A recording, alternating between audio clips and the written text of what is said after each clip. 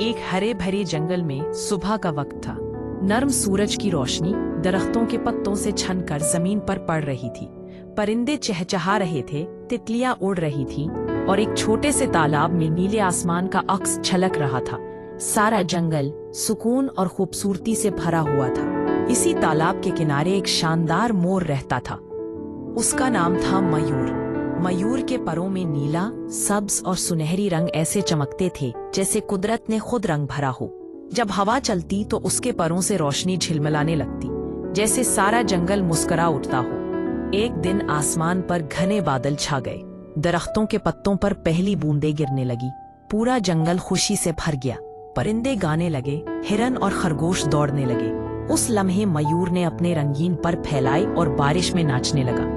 उसके परों पर गिरती बूंदें मोतियों की तरह चमक रही थी। सारे जानवर हैरत से उसे देख रहे थे। किसी ने इतना हसीन मंजर पहले कभी ना देखा था। मगर जब बारिश खत्म हुई तो मयूर एक दरख्त के नीचे जाकर चुपचाप बैठ गया। उसके परों की चमक मांद पड़ गई थी, चेहरे पर उदासी छा गई थी। उसकी आंखों से एक आंसू बह निकला और उसने आसमान की तरफ देखकर कहा, ऐ खुदा, तूने मुझे इतनी खूबसूरती दी मगर मेरी आवाज इतनी भद्दी क्यों रखी। इतने में बादलों के पीछे से एक नर्म रोशनी उतरी। एक मेहरबान आवाज गूंजी, मयूर, हर मखलूक में कुछ खास होता है। अगर सब कुछ कामिल होता तो दुनिया में फर्क ही न रहता।